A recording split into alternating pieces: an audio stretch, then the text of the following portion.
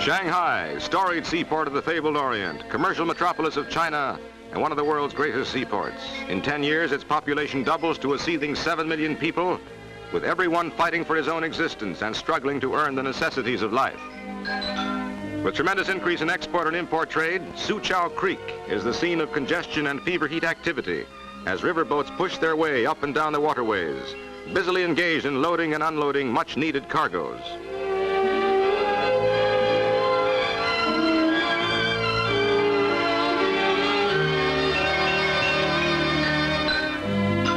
For the native boatman, it is much work and little rest, even when it comes to clearing the deck.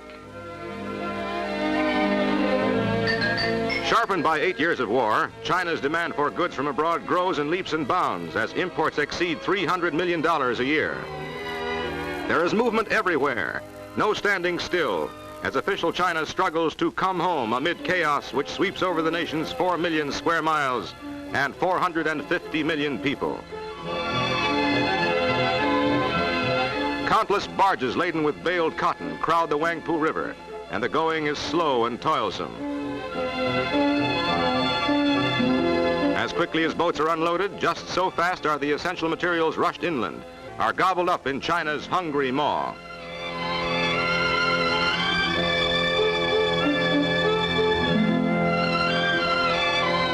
Keeping pace with the increasing volume of imports is one of Shanghai's ever-present problems, as these imports double month by month.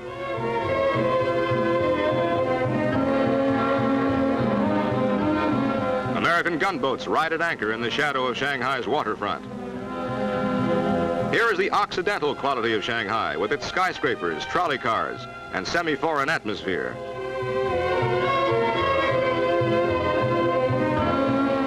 With leaders striving to stem China's constant economic chaos, Shanghai bulges with milling crowds, vehicles of all sorts, and the familiar rickshaw. Shanghai streets present a mass of pushing, rushing pedestrians, all forming a human barrier to speed on every avenue and road.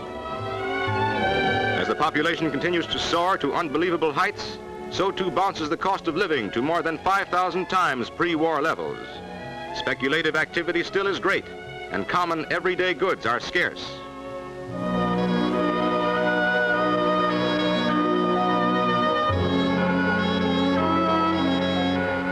Although manufacturing gradually gains momentum, the makers of crude wooden shoes still ply their trade, sure of a market from those fortunate enough to have the necessary purchase price. Fittings are a simple matter, and it is a lucky child who has parents with a wherewithal. The uneducated and illiterate are numbered by the millions, which gives to the public letter writer a continuous stream of customers. And it is said that these commercial scribes never tell a family secret, although they hear and write hundreds of bits of gossip every day.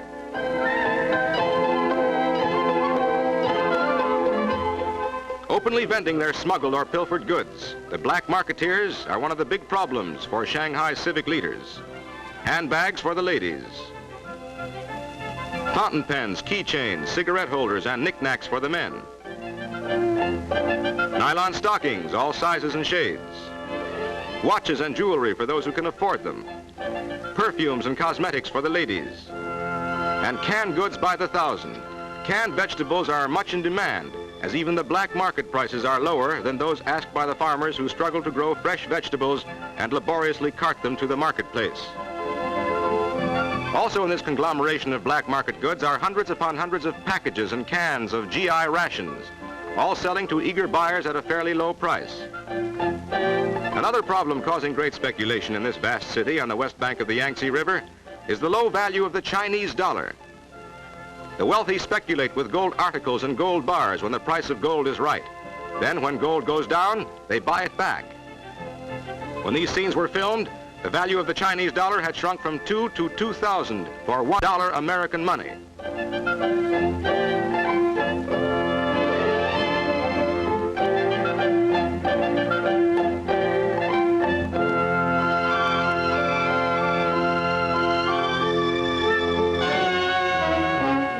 Far beyond the city, coolies still take the place of machinery as they work as human mules, doing the almost impossible job of pulling a barge against the stream in shallow water. Hundreds of pulling, tugging coolies perform these body-breaking tasks each day, seemingly against all laws of nature that demand a sufficiency of proper food. The diet of these men is mostly rice, and as a luxury, a bit of green vegetable or fish. To the native, rice costs a small fortune in Chinese dollars, and the price of a pound of beef is almost prohibitive. The bare necessities of life are very expensive, and the influx of thousands of people does not help the serious food problem in Shanghai. Nevertheless, these coolies survive, and in a continuous line laboriously transport steel for China's mills, pipelines, electrical, mechanical, and chemical equipment for its industries, and huge logs for its factories.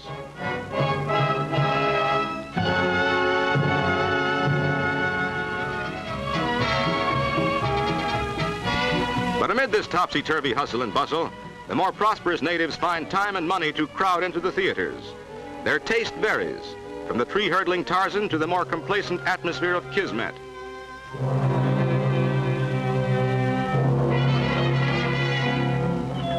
However, the Orthodox prefer the native Chinese theater, and there are several in Shanghai, where they have their own stars and favorite performers. New neon lights and red Chinese characters flash by night, but there is little real gaiety among the people. Restaurants and cafes are crowded, and dancing to modern band music is the favorite pastime of Shanghai's cafe society. Although the men dress in Occidental fashion, these women stick to their Oriental gowns of genuine beauty. Every day, thousands of people come to Shanghai only to be faced with a housing shortage and absolute lack of living accommodations, while other thousands seek to migrate to nearby cities and towns less crowded. At every hour of day and night, hundreds stand in line at the North Station Railroad ticket office, hoping to purchase tickets to outside points.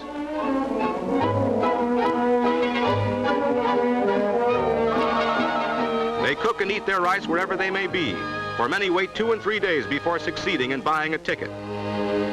Some entire families stay at the station for days, and baby is fed while daddy waits in line.